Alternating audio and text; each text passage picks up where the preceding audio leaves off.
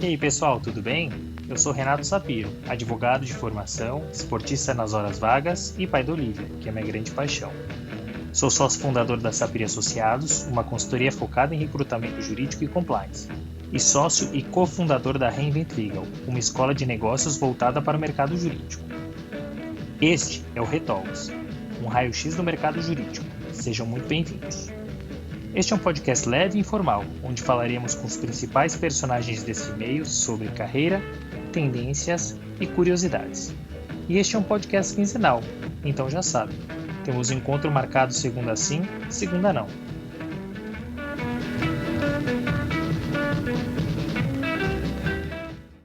Hoje eu conversei com Clóvis Torres, que é sócio fundador do Souza Melo Torres, um escritório que, apesar de jovem, já é considerado uma referência. Clóvis é um advogado com uma trajetória profissional diferente do padrão. No decorrer de sua carreira, foi desafiado a assumir posições muito além do jurídico. E esse é um bate-papo que mostra que o profissional do direito pode sim levar a sua carreira para onde quiser. Mas vamos do começo. Clóvis formou em Direito e fez LLM em Tulane, quando ainda é incomum para o advogado brasileiro. Trabalhou em escritório estrangeiro, foi sócio de escritório de grande porte brasileiro, passou por empresas de renome em posições jurídicas e não jurídicas, fez parte de diversos conselhos de administração e há pouco mais de 2 anos estruturou seu próprio escritório ao lado de referências como Luiz Souza e Carlos Melo. Mas melhor que ouvir de mim, vamos ouvir dele. Clóvis, muito obrigado por ter aceitado o convite aqui do Retalks. É um prazer receber você nesse episódio. Muito obrigado, Renato, pelo convite. É uma honra para mim participar aí do podcast do Retalks. Acho que você tem feito um trabalho excepcional, trazendo pessoas de diversos backgrounds e experiências incríveis, que têm, com certeza, crescido muito aí o nosso mundo jurídico. Maravilha, muito obrigado. Fico contente pelo elogio e você, sem dúvida nenhuma, é uma dessas pessoas referência no mercado e tem muita coisa bacana para trazer para a gente. E falando até da tua carreira, ela é bastante sólida, você tem passagens por escritório de advocacia brasileiro e estrangeiro, além de empresas de grande porte. Essa trajetória, ela foi planejada? E caso contrário, quais eram os seus objetivos, Clóvis? Renato, eu estaria mentindo se dissesse que foi planejada, né? Eu venho de Salvador, estudei lá, fiz minha faculdade lá, e a carreira jurídica naquela época na Bahia, né, isso já se vão mais de 30 anos, né, ela era limitada a se imaginar trabalhar no contencioso, né, escritório de advocacia e fórum. Não havia, né, grandes empresas multinacionais, né, grandes oportunidades nessas áreas, né? Então, eu comecei estagiando no escritório e aquilo foi uma decepção total e absoluta, né? Você está muito jovem, eu comecei na faculdade com 16 anos, então, estagiando com 17, chegar ao fórum e ouvir as histórias, né, de que se você der X, você consegue distribuir ao juiz que você quer, aquelas coisas que, né, para um jovem é uma decepção muito grande. A minha sorte, né, foi ter uma pessoa conhecida que trabalhava na Odebrecht, vinha a ser na época o vice-presidente de planejamento e desenvolvimento, que era responsável por recursos humanos e me disse, olha, eu tenho um estágio lá para você. E aquilo, sim, abriu um caminho diferente para mim, né? A Odebrecht era uma ilha dentro da Bahia, né? Uma empresa com uma exposição internacional grande, com profissionais extremamente competentes, né? E a partir daí eu posso dizer, sim, que houve um planejamento. Eu resolvi que eu queria trabalhar em direito internacional. Eu resolvi que eu queria seguir um caminho que me levasse a trabalhar em países diferentes, a entender outros tipos de cultura jurídica, lidar com advogados de outros países. Então, a partir daí, sim, houve um pouco de planejamento. Maravilha. E até antes de falar da tua carreira, a gente vai entrar nela e tem bastante coisa para a gente falar. Você tem uma carreira bem dividida. Você passou por empresa e de portes distintos, escritórios de portes distintos, em funções e cargos distintos. Que diferença que você enxerga na atuação dentro de uma empresa e dentro de um escritório de advocacia? Olha, além de em que você tem de correr atrás do trabalho, né? E outro trabalho corre atrás de você, né? Eu diria que é o perfil generalista, né? Que uma empresa oferece, né? De você poder ver todas as áreas do direito, né? De certa forma, trabalhar com elas, né? E quando você começa cedo em empresa, você tem efetivamente condição de trabalhar naquelas áreas, né? De estudar, de tentar resolver os assuntos. Nem sempre você tem o orçamento necessário para contratar advogados externos, né? E então você busca entender o negócio da empresa, porque poxa, os gerentes, os diretores, os chefes da produção, da operação, da venda, né? São seus colegas de trabalho, estão sempre falando sobre a sua parte do trabalho, né? Dentro da empresa, né? E você vê aquelas operações sendo, digamos, criadas, né? Idealizadas, né? E você vê elas sendo implementadas e depois executadas e operadas. Isso é muito gratificante para o advogado. Para mim, especialmente, foi quando eu estava trabalhando em empresa, né? Isso no escritório de advocacia você não vê, né? Poucos são os advogados dentro do escritório que se interessam ou mesmo têm a chance de conhecer o negócio do seu cliente. Então você fica muito né, ao largo da vida do negócio do cliente, né? Você atende aqui o que ele precisa naquele momento, passa para um outro e você tende a se especializar muito, né? Desde o início, né? O que na empresa você não faz. Então aquilo para mim foi bom até para decidir qual a área que eu gostaria, né? E isso, de certa forma, permeou todo o meu caminho dentro das empresas e até dentro dos escritórios. Aquele momento onde eu, dentro de uma empresa, decidi que eu queria essa área. Eu quero a área societária, eu quero trabalhar com a área financeira e eu quero fazer operações internacionais. Isso eu pude dizer muito cedo na Odebrecht, né? Isso permeou o meu trabalho dali em diante. Então, assim, o movimento de escritórios para empresas, de empresas para escritórios, foram muito de oportunidades que se abriram para mim, muitas vezes oportunidades de crescimento pelo aprendizado, né? E às vezes, inclusive, com redução de remuneração, né? Mas eu estava me sentindo como formando a minha carreira. Então, existem muitas diferenças, mas, por outro lado, similaridades quando você chega a um momento em que você se encontra como profissional e decide a área que você quer, né? Você consegue tirar o melhor de onde você esteja, né? Existem várias diferenças, eu poderia listar mais ainda do que eu já disse, né? Mas, no final das contas, quando você vai criando a sua senioridade, é o seu trabalho. É o seu trabalho, é o que lhe dá prazer, não importa onde você esteja, né? E a grande diferença, no final das contas, é, sem dúvida, você ser um profissional mais generalista do que um especialista, como você vê em escritórios. Excelente, obrigado por ter nos contextualizado. E muito interessante você comentar desses teus movimentos, de empresa para escritório, de escritório para empresa, porque as pessoas às vezes têm a impressão de que se está em escritório e vai para empresa, não é possível fazer o caminho de volta e vice-versa. E sim, tudo é possível, né? É uma questão de oportunidade, como você bem colocou. Uma coisa, Clóvis, que me chamou muito a atenção é que você fez um LLM em Trade Finance em 1993, na Tulane University em New Orleans. Que te motivou a fazer esse LLM quando isso, e que me chamou a atenção, era tão incomum para o advogado brasileiro, e por qual motivo você escolheu especificamente essa universidade? Olha, você tem toda a razão, não era comum.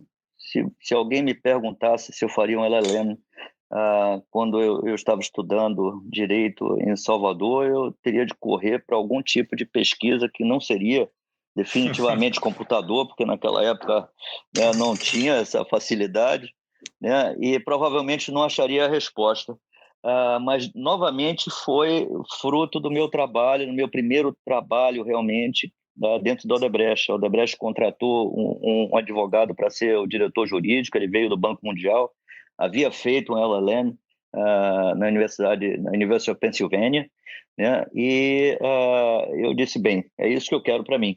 E aqui ele virou meu role model, assim, profissional, onde é que ele foi, onde ele trabalhou, o que é que ele viu pelo mundo e o que é que ele estudou, né? E busquei perseguir, né, uma carreira semelhante, né? E a University em Tulane Law School foi também fruto de contatos que eu tive na época, né, com escritórios internacionais, e um especificamente que eu trabalhava muito na época, né, contratava muito, cujo sócio responsável no Brasil havia feito todo o seu curso lá em Tulane, né? E não vou mentir não, né? Como baiano, New Orleans tinha uma atração tanto especial de ser parecida com Salvador, Carnaval, o clima não era tão frio, né? E eu disse, bem, por que não, né? E apliquei, fui aprovado e fiz o curso. Foi um curso sensacional, International Law, Trade and Finance, né? Gostei muito e aquilo me abriu realmente novos horizontes dentro da minha carreira profissional. É muito interessante e que certamente te deu, como você colocou, margem para o ingresso em empresas como a IFC, que é a International Finance Corporation, que é o que eu queria entender até um pouquinho mais, né? Que serviços que essa empresa oferece e que projetos interessantes você teve a oportunidade de atuar nessa empresa que você pode dividir conosco?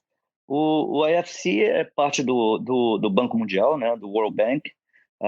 É quem faz os investimentos no setor privado, né? É um banco multilateral, né? São mais de 100 países que participam, né?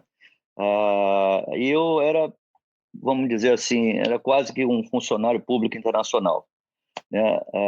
Trabalhava para esse banco, baseado em Washington, e de lá fazia-se investimentos em projetos em países em desenvolvimento ou subdesenvolvidos para o setor privado daqueles países, né?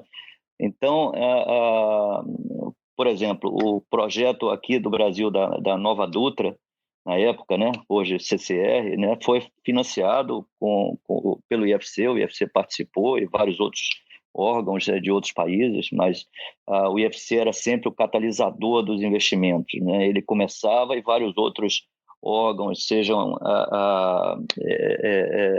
públicos ou privados, vinham e participavam com a IFC. Né? O BNDES, por exemplo, é um desses bancos que muitas vezes participam em projetos aqui no Brasil, onde o IFC também participa, né? Mas eu fiz, por exemplo, um projeto de telefonia celular em Ruanda, isso em 1989, né? Você deve imaginar que até pela minha própria ignorância, eu achava que a telefonia deveria começar pela telefonia fixa, né? Eu não tinha a menor ideia que o custo era tão distinto da celular para fixa. Aqui no Brasil, né, nós passávamos pelaquela época aquela dificuldade de ter telefone, você alugava a linha telefônica de terceiros, né? E de repente Ruanda ia começar já mais avançada do que nós aqui no Brasil. Mas aquilo faria e fez uma diferença na vida das pessoas daquele país inacreditável, né? Você pode imaginar um grande projeto pós aquela guerra civil que foi muito dura no país, né? Também eu fiz um projeto que foi de telecomunicações pós o terremoto na Turquia, que também isso foi em 1990.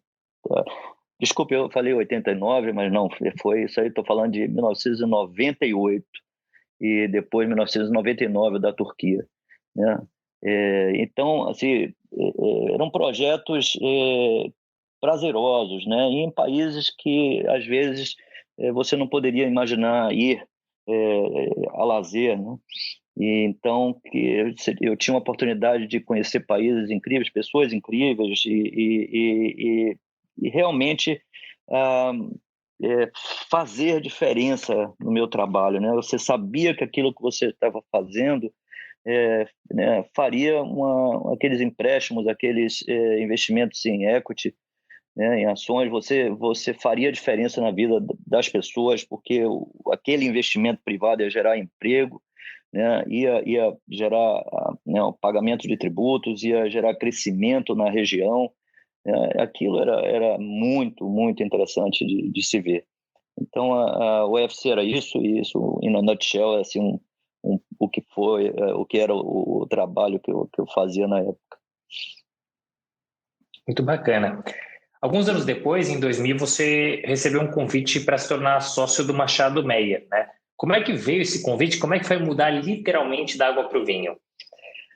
Essa é uma situação muito pessoal, Renato. Na verdade, eu precisava voltar ao Brasil. Eu estava no UFC, em Washington, casado, com uma filhinha pequena, mas minha família aqui estava, quer dizer, na verdade, meu pai estava com um problema de saúde e eu estava longe e precisei voltar, né? E eu tinha muito contato com o Machado Meia desde de outros tempos, de outras empresas, né? E então o Antônio Meia me convidou, né, para ser sócio lá no Machado Meia.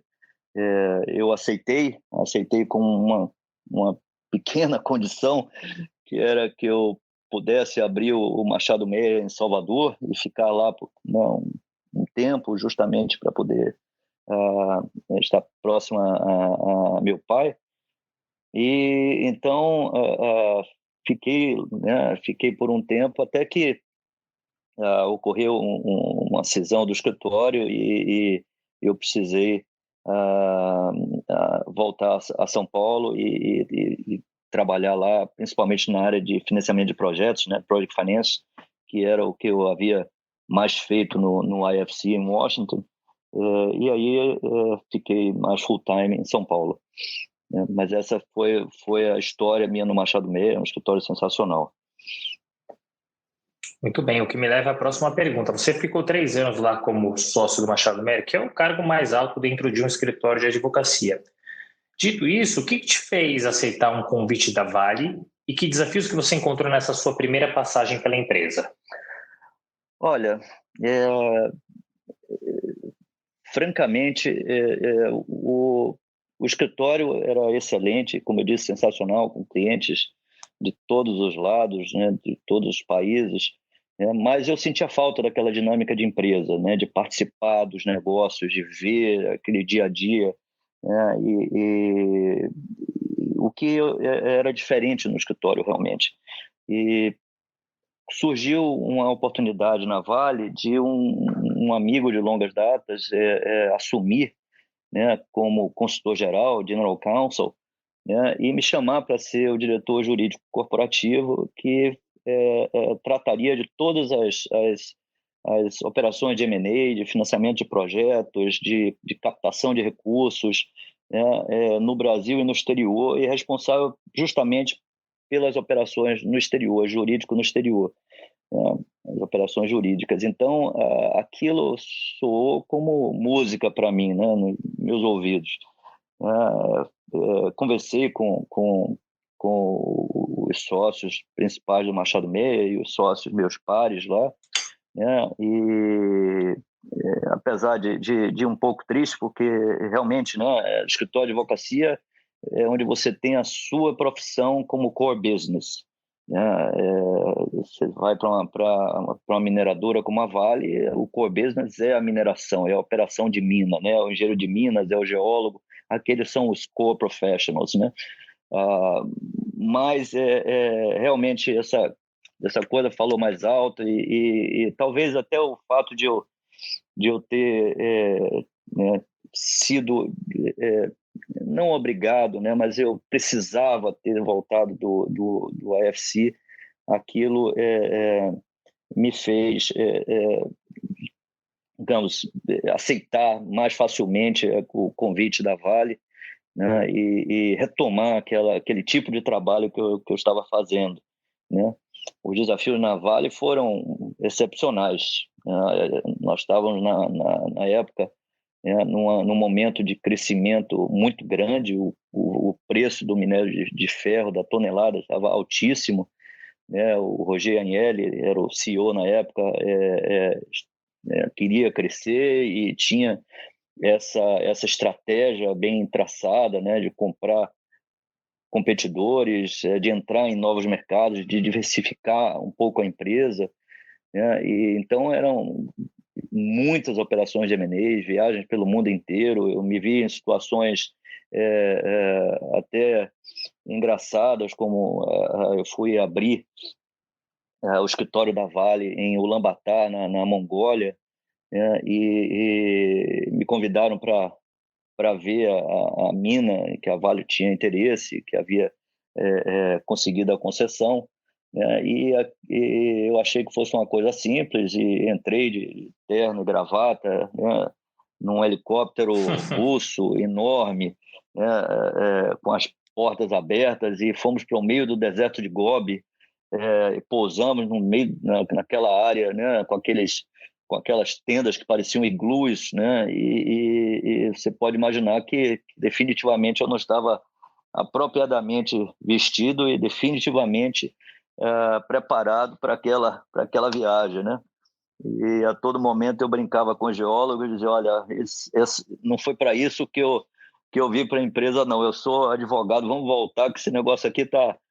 Daqui a pouco tem uma tempestade de areia, ninguém consegue sair. Então eram situações realmente diferentes, né, que a gente vivia na empresa naquele momento de crescimento, né? A compra da Inco no Canadá, por exemplo, em 2007, né, foi uma coisa excepcional, né? Uma aquisição por uma empresa brasileira da maior produtora de níquel do mundo, numa aquisição hostil, né, um hostile takeover no Canadá.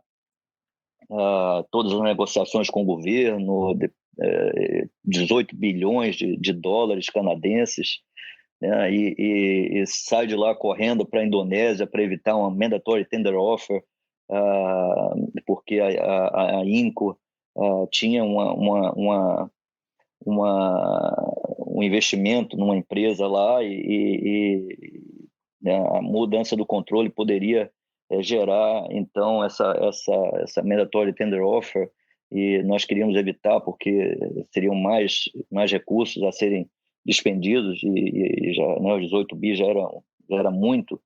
Então, foram situações excepcionais e eu acho que únicas, né, para uma empresa brasileira naquela época. Então, desafios enormes, a posição que me foi dada foi sensacional, e eu realmente, apesar de já ter feito muitas operações, quando eu entrei na Vale, já era uma posição sênior, eu aprendi muitíssimo, porque na Vale realmente você vê um horizonte extremamente amplo. Olha, no mínimo, Clóvis, pelos exemplos que você está trazendo aqui, foi não só inusitado, mas divertido, né? Sai do Canadá, vai para a Indonésia, vai para a Mongólia, deserto de Gobi, poxa, que bacana. Eu imagino quão divertido e desafiador deve ter Não tenha sido. dúvida. 4 anos depois você... Perdão. Sim, e 4 anos depois você seguiu nesse mercado de mineração, né? Mas dessa vez na Bahia Minerações. E você assumiu um cargo diferente, de vice-presidente executivo. O que mudou na rotina nesse cargo e onde que você foi buscar esses skills necessários para uma posição diferente, mesmo tendo a formação jurídica? Olha, Renato, é uma boa pergunta, mas o início sabe, vai parecer menos interessante e agressivo do que tinha sido o meu perfil profissional até aquele momento. Na verdade, eu estava cansado de viajar, eu estava cansado de estar longe de minha família, de estar longe de minhas filhas, né, de minha esposa, e queria fazer um sabático, né? E, de repente, essa foi a minha situação. Eu pedi demissão da Vale e pretendia fazer um sabático, né? Tinha um convite de um banco, tinha um convite de uma grande empresa, e eu disse: olha, eu realmente quero dar um tempo, né? E ia estudar. Cheguei até a consultar, na época, o José Roberto Opsi, né, que sempre foi uma grande referência para mim, né, e eu disse, poxa, José Roberto, tô querendo voltar a estudar, fazer um MBA, o que você acha? Né? Ele acho que você não vai perder tempo, já passou a sua época de fazer isso. Você não, sua experiência dentro de empresa já é tão ampla, que você tem um conhecimento tão mais vasto do que somente a advocacia, que é bobagem você fazer isso. O que você está querendo? Você fez o MBA na Eu prática, acabei né? fazendo na prática, né? Fiz vários cursos, né? Tanto na Vale quanto fora na Vale, antes, na Cargill, por exemplo, né? Então surgiu de repente esse convite, né? Você quer montar um projeto de mineração na Bahia? Eu disse, poxa, pronto, vou fazer meu sabático do direito, né? Vou deixar de ser advogado por alguns anos e assumir essa posição na Bahia Mineração, que me fez voltar a Salvador, né? Para montar esse projeto, um desafio enorme, um projeto grande, transformador realmente para o Estado, né? Esse projeto coloca a Bahia em terceiro lugar na produção de minérios no país, atrás só do Pará e de Minas Gerais, né? Ele prevê, né, porque está lá em andamento, captação de água no São Francisco com uma adutora, desculpe, uma tubulação, na verdade, que é como se fosse um duto mesmo, de 120 quilômetros, né, do Rio São Francisco até uma cidade chamada Caetité, no semiárido baiano. Você imagine, quer dizer, você praticamente não tem água, você vai tirar aquela água para fazer mineração. Então, isso me forçou a várias discussões com comunidades naquela região, em negociar com o governo federal que fizesse uma adutora ao lado da adutora da Bahia Mineração, para que, né, essa água sim fosse, através da Codevasf, né, fosse fornecida à população, né? Então era um projeto transformador e foi super interessante para mim. E não me tirou da área que eu estava na época, que era mineração. Só me deu realmente mais conhecimentos do dia a dia de operações, de como ser um gestor, né, como exercer liderança, né, como tratar, como fazer parte de um time mais fortemente de todas as áreas, né? Eu tinha essa formação business oriented desde da minha origem, né? Então assim, isso tudo acabou contribuindo ainda mais, né? Saber ouvir, né? Participar de grupos, motivar pessoas, né? Além lógico, de motivar com remuneração, né? Então assim, foi uma experiência sensacional que definitivamente abriu também, né, outras oportunidades e outras portas para mim. Acho muito bacana essa história, que bacana. Para mostrar também que é possível que o advogado ou advogada assuma outras posições que não jurídicas, né? Antigamente, tinha aquela pecha de o advogado só pode chegar a uma diretoria jurídica, só pode chegar a uma posição de sócio ou cargo público. Não, tudo é possível, desde que você corra atrás, se prepare e estude, tudo é viável. Não tenha né? dúvida, não tenha 2000... dúvida, Renato, desculpe interromper. Eu gosto, além de tudo que você disse, né, às vezes as pessoas acham, eu tive sorte. Sorte vem sempre com preparo, dedicação, conhecimento, né, que a Exato. pessoa que lhe dá a oportunidade, lógico que você pode até ter sorte de conhecê-la, né, mas a pessoa vai lhe dar a oportunidade não porque gosta de você como pessoa, mas porque, de certa forma, lhe considera um bom profissional, né? Exato, estou 100% de acordo com você. E Clóvis, em 2011 veio o convite para você voltar para a Vale, né? O que te fez voltar para essa empresa? E mais, que desafios você encontrou, especialmente porque dessa vez você assumiu não só a cadeira jurídica, mas também de impostos, assuntos corporativos, comunicação, fusões e aquisições e ainda secretariou o conselho. O retorno para a Vale, para mim, pareceu assim quase que natural, né? Porque como eu continuei no setor minerário e foi um estágio, vamos dizer, em operações, né? Voltar à Vale, que é a maior produtora de minério de ferro do mundo, né?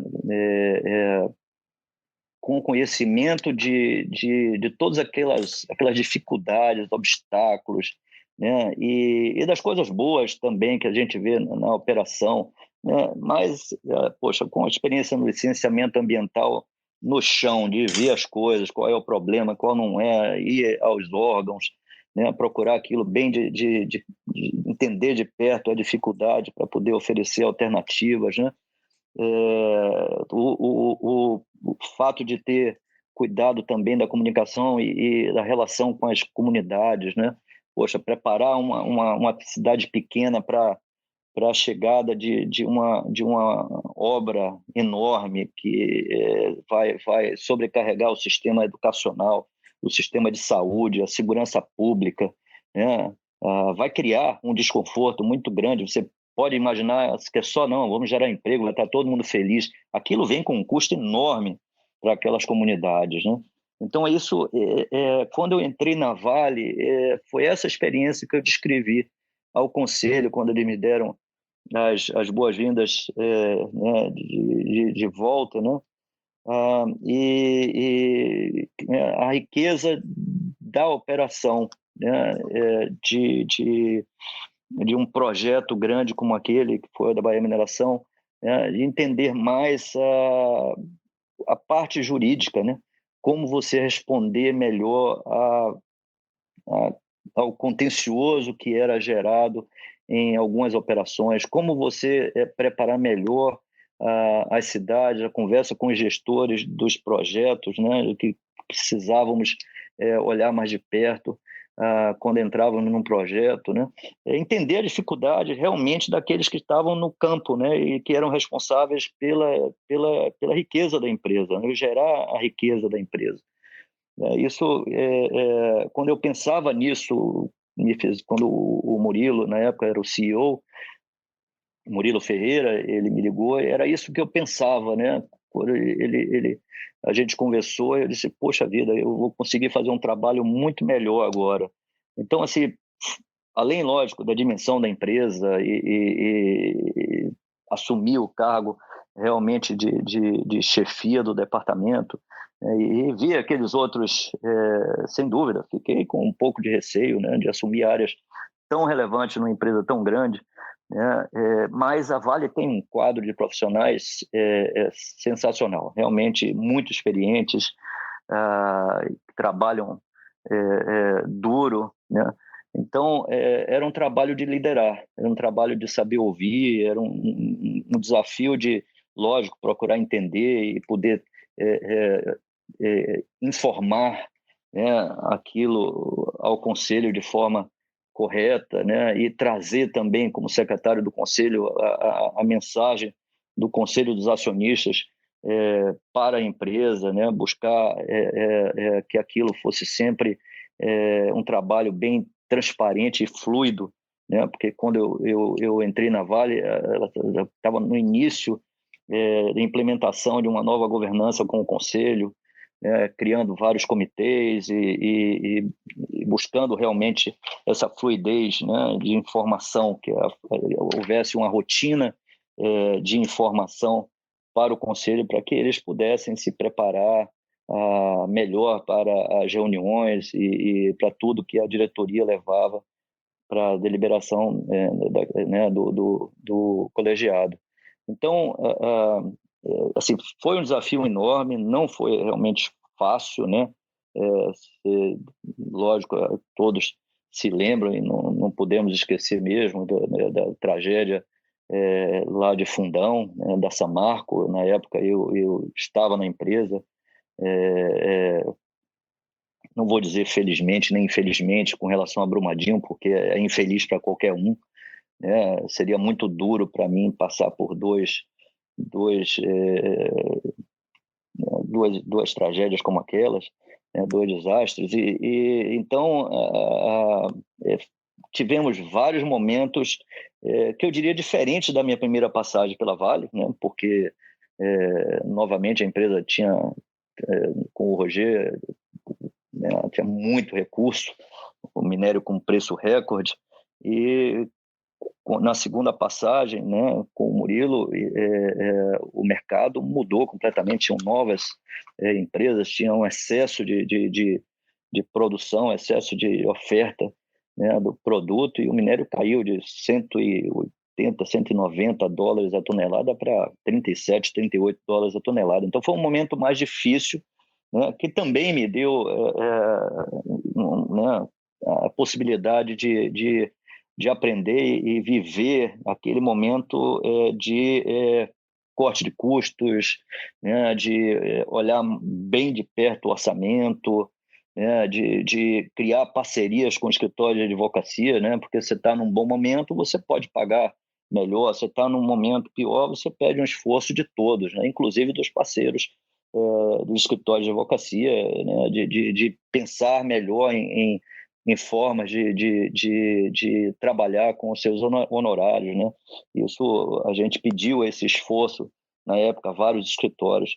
Então, assim, foram momentos distintos, mas ambos com desafios e sempre dedicando 100% de mim àqueles momentos, né?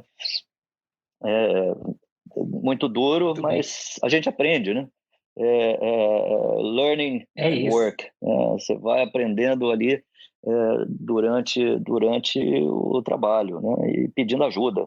Acho que uma coisa que eu sempre tive, Renato, e eu acho importantíssimo para qualquer profissional é ter humildade, né? Não sei, não vou inventar, porque a repercussão é muito grande de fazer errado, né? Então você pergunta, você procura seus pares, você pergunta, né, dentro da empresa quem já fez, quem não fez, ou do lado de fora, cria o benchmark, conversa com os colegas. Aliás, essa foi a principal razão que eu criei com um grupo de amigos, um grupo de diretores jurídicos que existe até hoje. Hoje são quase 58 diretores jurídicos das maiores empresas do país, e eu ainda participo como membro emérito. Eles tiveram a delicadeza, Fundador. de me manter lá né, entendendo que eu poderia contribuir pela experiência e não de onde eu estou, né? Então, eu não faço propaganda do meu escritório, não falamos sobre o assunto e participamos lá. Eu ajudo como posso, mas era justamente para fazer essa troca, né? Muitas vezes você está preso dentro da empresa e não tem essa percepção de que a vida lá fora e que além de vida, a vida mais inteligente que você, né? E que sempre você pode aprender. Exato. Eu acho muito importante para as pessoas, elas muitas vezes não é nem a questão de ter ou não humildade, mas elas têm receio de se expor, né? E o se expor é no bom sentido, é de eu não sei, eu preciso aprender, né? Uma vez aprendido, da próxima vez você consegue fazer sozinho. E muito bacana, obviamente, tirando as questões das tragédias, mas que dentro de uma empresa, e muitas vezes dentro do escritório, você tem altos e baixos, e é sempre um aprendizado. Muito boa a sua colocação. Uma coisa, Clóvis, que me chamou muito a atenção, e quando eu fui estudar o teu currículo, realmente assim, eu vejo como um grande desafio, eu queria entender de você, é que nesse ínterim você foi presidente do Conselho de Administração da BR Distribuidora, suplente do presidente do Conselho da Petrobras S.A. e também presidente do Conselho do IBRAM, que é o Instituto Brasileiro de Mineração. Quais são os skills que credenciam um profissional para assumir uma posição como essa, que me corrija se eu estiver errado, ainda em comum para os advogados? Essa era uma função que eu tinha na Vale, que infelizmente, na época, o diretor de Relações Institucionais faleceu. Isso foi na véspera da eleição de 2014, e Murilo me pediu ajuda, junto com outros profissionais que trabalhavam na época com o Carlos Anísio, né, para lidar com a eleição de 2014. E assumir algumas posições que o Carlos Anísio tinha na empresa, né? tinha pela empresa, representando a empresa, e no caso aí o IBRAM. O IBRAM é o Instituto Brasileiro de Mineração, que é a entidade de classe das empresas de mineração no Brasil. É extremamente importante, né, como troca de ideias, como órgão que influencia em todos os níveis políticos, governamentais, né, a, a, a adoção de melhores práticas e defesa dos interesses do setor minerário, né? A questão da BR Distribuidora e a suplência na Petrobras veio pós-Lava Jato, né, de uma mudança no governo na época, tirando os entes políticos, né, do Conselho de Administração das empresas do Grupo Petrobras, né? E veio um convite ao Murilo Ferreira, presidente da Vale, né, e que me pediu para acompanhá-lo, né? E então foi uma situação, digamos, inesperada, uma honra realmente poder ajudar a Petrobras naquele momento extremamente difícil, onde um pequeno grupo de pessoas internas fizeram, né, o que fizeram e deixaram um grupo de excelentes profissionais, técnicos altamente qualificados, quase que num corner, né? Tava todo mundo de cabisbaixo, deprimido. Então, nós levamos um pouco do setor privado lá para dentro, né? Mudança estatutária, mudanças de relações internas, né? Criar uma governança para o Conselho de Administração. Na BR Distribuidora, né, nós fizemos a primeira reunião do Conselho da BR Distribuidora no prédio da BR Distribuidora, porque antes era realizado no prédio da Petrobras e após a reunião da Petrobras, ou seja, a segunda maior empresa brasileira tinha suas reuniões de conselho praticamente relegadas a, sei lá, 15, 20 minutos. Então, assim, foi um desafio grande, uma mudança importante, mas foi curto. Infelizmente, nós não tínhamos como fazer, né? Espero realmente, de coração, que nós tenhamos deixado algum legado, algum aprendizado lá na Petrobras, porque, sem dúvida, nós trouxemos para nós muita coisa boa, né? Porque é uma empresa única no país. Realmente, eu acho que quem acha que entende de empresa, passando pela Petrobras, vê que entende muito pouco. É uma empresa extremamente complexa, sabe, com números altíssimos, tudo que se usa lá custa muito caro e definitivamente não é por superfaturamento, e sim pela complexidade, né, do trabalho que a Petrobras faz, né? Então, assim, é um mundo à parte. Realmente é uma coisa diferente. Foi um orgulho muito grande passar por lá e aprender em pouco tempo o que eu aprendi. E deixei amigos por lá. É uma empresa que realmente vou levar profissionalmente para sempre aquela experiência. Foi muito boa mesmo. Poxa, que bacana. Em 2018, você deixou o mundo corporativo para montar o teu escritório, Souza Melo Torres. Como é que surgiu a ideia de montar um escritório de advocacia depois de tanto tempo em empresa e mais? Como é que se deu a escolha dos seus sócios? Olha, quando eu saí da Vale, eu queria fazer novamente, pensei em fazer um sabático. E esse sabático nunca chega para mim, é impressionante. Mas, pois Em mas breve, em quando breve. eu saí com um contrato para continuar ajudando a empresa com as negociações e discussões referentes né, à tragédia lá de Fundão da Samarco, né? Então, aquilo me tolhiu de vou viajar, vou fazer um curso de vinhos, vou fazer cordon bleu, como muita gente gosta de fazer né, e faz. Eu disse, poxa, será que eu consigo fazer uma coisa dessa? A minha ideia era fazer uma coisa dessa, nada a ver com direito, não vou estudar, vou talvez estudar história, estudar arte, que eu gosto, né, e passar um tempo fora do Brasil.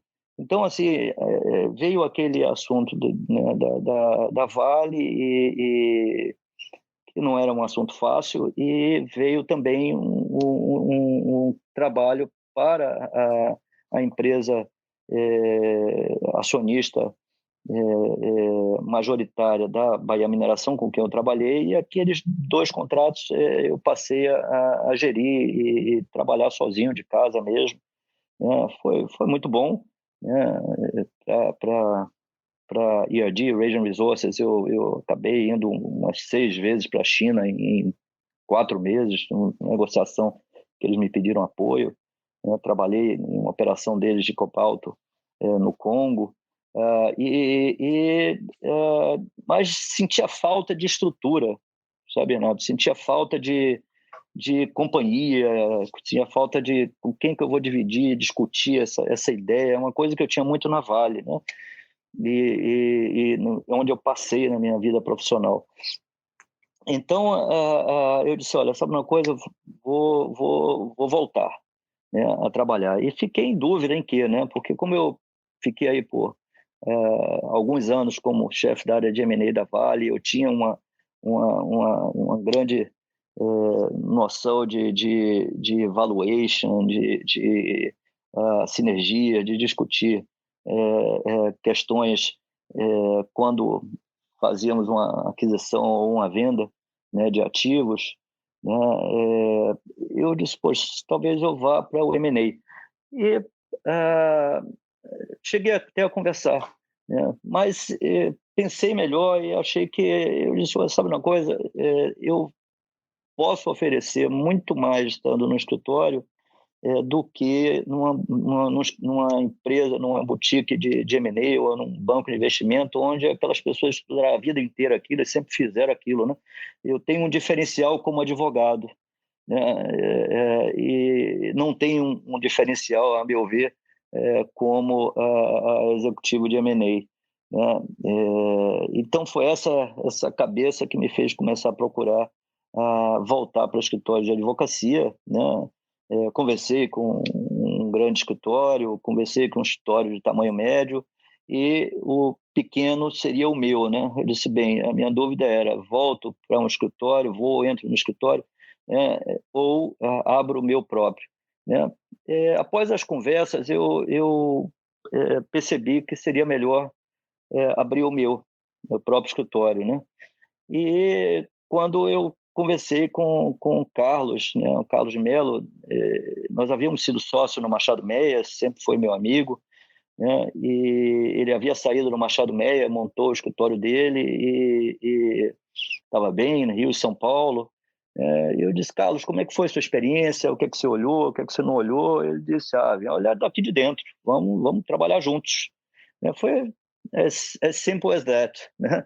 Ele disse, olha, o Luiz Antônio, você se lembra do Luiz Antônio? Eu disse, claro, poxa, eu havia conhecido o Luiz Antônio não como sócio do Machado Meia, mas em 94, numa operação onde eu era advogado do Clyde & Co. e trabalhava para o Grupo Abril, né, numa operação de telecomunicações, e o Luiz estava do outro lado e havíamos, né, nos dado muito bem. Então, conversamos os 3 e eu disse, pô, tudo bem, vamos aqui, vamos montar o nosso. Então, não foi uma escolha dos sócios, né? Era uma questão mesmo de conhecer a origem dos sócios, né? Eles vinham de onde eu tinha a minha referência de escritório de advocacia, que era o Machado Meia, né? Então, começamos os 3, eles tinham ideias para novos sócios, entrevistamos outros sócios, né? E hoje somos 10 sócios, né? Dois deles mulheres, né? E pretendemos incrementar isso, né? E crescemos muito nesse período, né? Estamos Rio e São Paulo, né? E estamos aí, tocando, né? Recebemos outro dia um relatório extremamente gratificante para todos nós no escritório, onde nos colocou entre os 15 escritórios brasileiros com maior número de operações no CAD, né, derivada dos M&As que trabalhamos, né? E isso em menos de 3 anos de atividade, para nós é realmente muito gratificante, é uma alegria muito grande. Que bacana, que bacana. Eu quero sim falar um pouquinho mais sobre o escritório, mas só para fechar agora a sua carreira, que claramente é uma carreira de sucesso, né? Mas eu queria que você me trouxesse um exemplo do que deu errado e como é que você agiu ou corrigiu. Poxa, tem várias coisas que, lógico, na carreira da gente dão errado, né? Que a gente vê darem errado. Mas talvez a que eu assim, talvez ilustre com mais clareza, né? Eu não vou citar uma questão de direito, não, porque direito às vezes a gente cita o nome de cliente que eu prefiro não citar. Então, foi quando eu era também dentro da Vale responsável por segurança corporativa e nós tínhamos muito caso de invasões de terra, né, no norte do Brasil e o diretor da área, né, veio me pedir para rever o protocolo de armas. Aquilo me assustou muito, né? Ele veio com uma proposta assinada por vários especialistas e que a ideia era ter, pelo menos para uma defesa pessoal dos funcionários, né, armas com bala de borracha. Aquilo foi de uma falta de percepção minha muito grande, porque ao se verem confrontados, né, os sem terras que, poxa, lógico que ninguém gosta, eu não defendo de jeito algum, eu sou pró propriedade privada, né, mas aquela turma sofre por uma falta de ação de governo, né? Mas definitivamente nós somos garantistas e temos de obedecer à lei e a questão social, nós pagamos os impostos para os governos, né, lidarem com isso.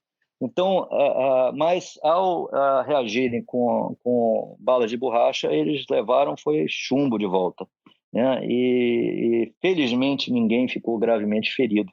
Então, aquilo foi um erro grande da minha parte, né? E naquele momento eu disse, bem, não dá para viver nessa área sem inteligência.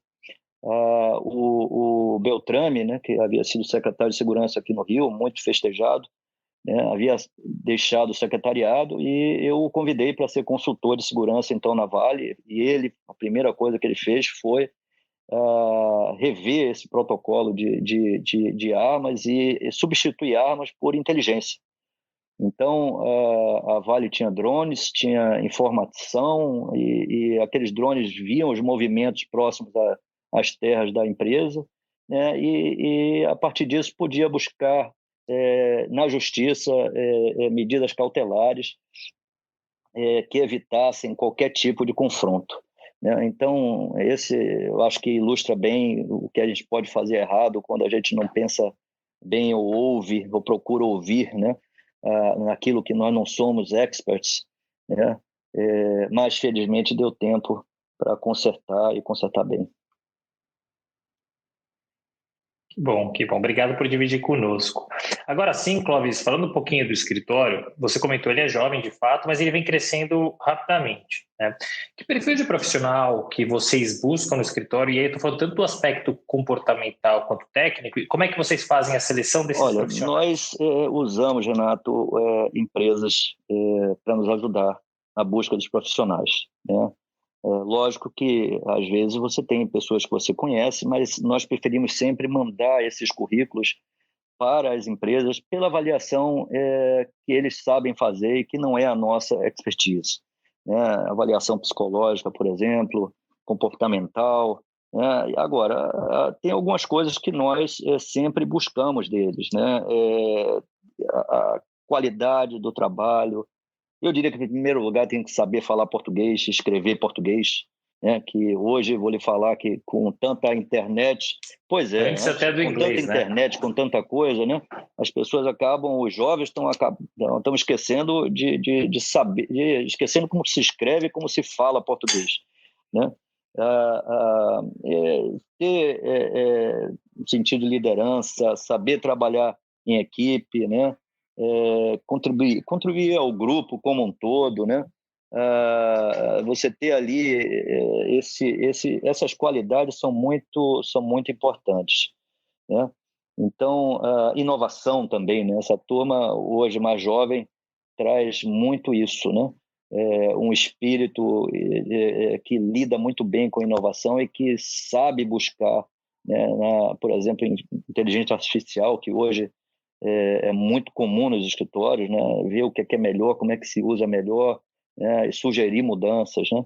E profissionais mais sêniores também, né? A gente busca isso, principalmente liderança, saber tratar o cliente, né? Saber se portar em uma reunião com clientes e mesmo com o grupo como um todo, né? Então, assim, nós usamos profissionais de seleção, né? E temos alguns critérios nossos que o profissional já traz com isso mapeado e que, lógico, depois nós vamos entrevistar e confirmar. Muito bom, perfeito. E falando até um pouco agora da filial no Rio, que você comentou há pouco, que vocês abriram muito recentemente, né? O Estado e a cidade do Rio de Janeiro, eles vêm passando por dificuldades financeiras já há algum tempo, em razão dos políticos que dirigiram nos últimos anos o Estado e a cidade, isso sem entrar, claro, em questões políticas. Além disso, para gravar, a gente está vivendo uma pandemia que causou uma crise financeira e que também, em razão da necessidade do distanciamento, fez com que o home office ganhasse força. Dito isso, Clóvis, o que motivou vocês a abrir uma estrutura no Rio de Janeiro e investir em um escritório físico? E qual que é a expectativa que vocês têm para os próximos anos em relação a esse escritório? Eu não vou me estender muito nessa resposta. Eu acho, primeiro, que os escritórios continuarão a ser uma realidade. Acho que a convivência social faz parte da natureza humana, e nós não acreditamos que tudo vai virar home office. Acho que isso, inclusive, é muito ruim, né, para uma formação de uma cultura organizacional, né? Segundo, o Rio de Janeiro é uma realidade, existe riqueza, né? Há um absurdo que eu considero inexplicável, né? Caso de se estudar, um dia eu ainda vou estudar no meu sabático, né, ciências políticas, para entender o que acontece no Rio de Janeiro, né? Mas é um estado com muita riqueza, é um estado com várias pessoas iluminadas, né, que gerem fundos de investimento, que né, têm suas sedes, suas empresas aqui. Tem grandes empresas, tem fundo de pensão, tem empresas públicas relevantes, tem o BNDES, tem a CVM, quer dizer, é um estado importante, né? E a gente precisa estar aqui. Eu acho que todo escritório que se preza, se está em São Paulo, tem que estar no Rio, né? Isso é uma realidade. No momento da pandemia, foi uma oportunidade. Foi uma oportunidade, sim, porque muitas empresas saíram, deixaram escritórios totalmente montados, né? Então, nós conseguimos um escritório pronto e eu, na minha cabeça de business, troquei CAPEX por OPEX. Ou seja, a despesa que eu ia ter para montar o escritório, eu troquei para pagar um aluguel um pouquinho mais alto, né? Meus sócios, lógico, concordaram com isso, não é uma decisão só minha, né, é do colegiado, né? E também, dada a situação do Rio de Janeiro, nós conseguimos recrutar profissionais de altíssima qualidade que estavam insatisfeitos ou buscavam novas oportunidades por entender que o volume e a qualidade do serviço do escritório onde estavam havia diminuído, né? Então, isso tudo nos levou, somado aí a chegada de uma sócia, né? A Renata Ribeiro, que havia trabalhado comigo na Vale, que havia dado um tempo. Ela fez efetivamente o sabático dela, foi estudar na Europa, na área tributária, que é o core dela, né? ela resolveu, na volta, não ficar na Vale. E quando eu soube, logo a convidei para se unir a nós, ser a nossa sócia residente, né? Eu fico aqui porque eu ainda resido no Rio de Janeiro com minha família, então eu fico uma semana aqui, uma semana em São Paulo, né? E o Sérgio Laclos também, que tem a família aqui, faz a mesma coisa que eu, uma semana aqui, uma semana lá, né? Então, assim, essa foi a ideia, essa foi a motivação e essa foi a oportunidade. Muito bom. Desejo muita sorte e sucesso para vocês nesse escritório. Muito interessante ver a leitura. É aquela velha história do copo meio cheio, meio vazio, né? Vocês aproveitaram uma oportunidade e, obviamente, o estado do Rio é um estado realmente muito rico. Espero que as coisas possam voltar ao normal lá. E depois eu quero ver o resultado dessa sua pesquisa, que eu também tenho muita curiosidade. Agora, Clóvis, eu queria entender a tua visão. A gente falou um pouco até de Rio, mas eu queria entender a sua visão em relação ao mercado jurídico. Qual que é a tua expectativa em relação a ele nos próximos meses? E que cadeiras que você acha que vai, ou que áreas que você acredita que demandarão É inegável mais? que a pandemia como um todo trouxe aí uma crise global, né? Alguns setores, como sempre, na crise se beneficiam, né? Outros nem tanto, né? Então, o que eu posso dizer? Eu acho que as áreas de M&A continuarão com grande movimento, porque você tem muita empresa em dificuldade, então você tem um movimento oportunístico grande, né? O investidor estrangeiro hoje está com uma moeda muito forte comparada ao real, né? Então as empresas brasileiras estão sobreavaliadas, né? Eu acho que os IPOs, né, mercado de capitais, aí, vão continuar, apesar de que nós estamos experimentando IPOs de empresas que não pensariam nisso anteriormente, nem o investidor pensaria em investir anteriormente, mas que, de certa forma, estão aí vendo nos IPOs uma forma mais barata de obter recursos, captar recursos, né, numa secundária ou numa primária. O que, na minha opinião, não é uma realidade, né? Essa conta vem na frente quando o investidor cobrar a governança, né? O contencioso, sem dúvida, né? Porque tem muita empresa em dificuldade, muita pessoa física em dificuldade, né? Então, reestruturação de dívidas é a área que vai ocorrer muito.